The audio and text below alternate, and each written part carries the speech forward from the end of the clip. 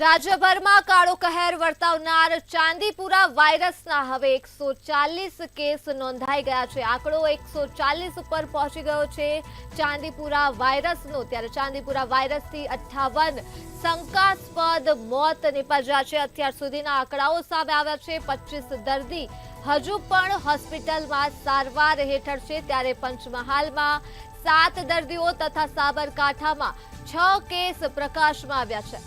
મહેસાણામાં 5 કેસ અને ખેડામાં 4 કેસ પ્રકાશમાં આવ્યા છે। તો કચ્છમાંથી 3 અને રાજકોટમાંથી પણ 3 કેસ જોવા મળ્યા છે ચાંદીપુરા વાયરસના। રાજ્યભરમાં ચાંદીપુરા વાયરસ પોતાનો કહેર વરસાવી રહ્યો છે અને અત્યાર સુધીમાં રાજ્યભરમાંથી 140 કેસ સામે આવ્યા છે।